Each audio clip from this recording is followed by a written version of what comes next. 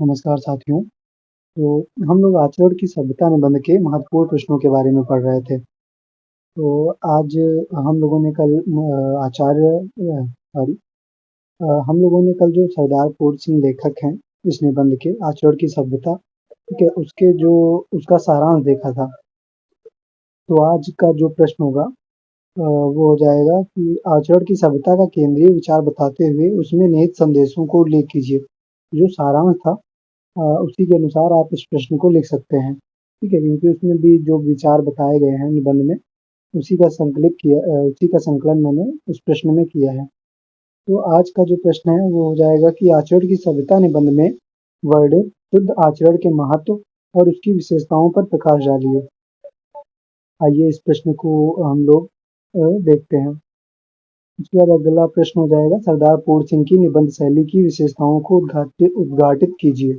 ये अगली वीडियो में देख लेंगे। तो ये प्रश्न है आपका। तो हो जाएगा, इसमें हम लोग पहले भूमिका लिख देंगे, फिर आचरण का जो महत्व है उसके बारे में थोड़ा बता के फिर जो विशेषताएं हैं उसके बारे में बता देंगे। सरदार पूर्ण सिंह द्वारा लिखित निबंध हिंदी निबंध साहित्य का अनमोल रत्न है।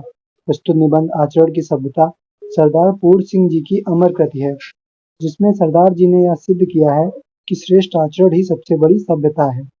उनका विचार है कि आचरण की सभ्यता विश्व के समस्त धर्म, संप्रदाय, समस्त धर्म ग्रंथ, समस्त उपदेशों से ऊपर है, क्योंकि यह शक्ति मानव मात्र में मानवीय शक्ति का संचार करते हैं।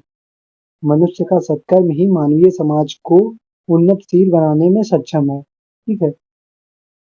मंदिर, मस्जिद, गिरजा, गुरुद्वारा मात्र बाह्य आडंबर के साधन है। मात्र माला जपने का जप नहीं कहा जा सकता, या गंगा नहाने को तप नहीं माना जा सकता, या आसन लगाकर निष्कर्म बैठ ध्यान लगाना उन्नति का साधन नहीं बन सकता। ठीक है, ये सब बाहर जो आडंबर हैं इनको करने से कोई मतलब नहीं है। मानव मात्र के लिए आचरण की सभ्यता ही परम धर्म है। आचरण की सभ्यता में भाषा सदा मौन रहती है, या मंदिर में घंटा बजाने या मस्जिद में बाग देने से श्रेष्ठकर है। ठीक है। यदि आपका शुद्ध आचरण का पालन करते हैं तो आपको मंदिरों में जाके घंटा बजाने या मस्जिदों में जाके बांग देने का कोई मतलब नहीं है। ठीक है।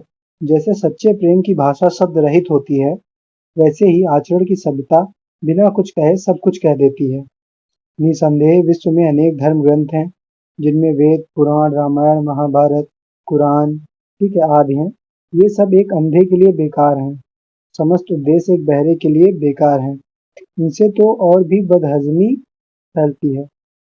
सरदार पूर्ण सिंह जी सकर्म को सर्वोपरि मानते हैं। वे मानते हैं कि जो जिसका कर्म है वह उसका निर्वाह करे, यही उसका सबसे बड़ा धर्म है। क्योंकि पवित्र अपवित्र उतनी ही बलवती है जितनी की पवित्र पवित्रता।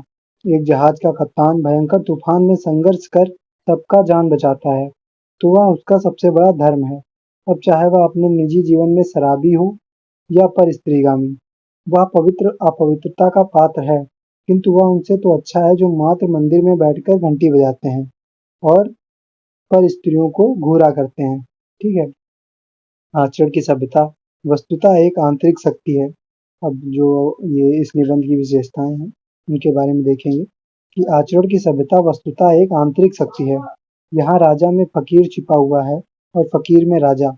यदि कोई दीनहीन, निर्धन, गरीब, बेबस, मजदूर, मजलूम, विधवा, विकलांग, ठीक है, कामगार में आचरण की सभ्यता विद्यमान है, यदि इन सभी वर्ग के लोगों में आचरण की सभ्यता विद्यमान है, तो वे क्रूर, कुकर्मी राजा महाराजा से कई गुना पूज्य हैं, क्योंकि उसमें दया और प्रेम की भावना तो निहित है।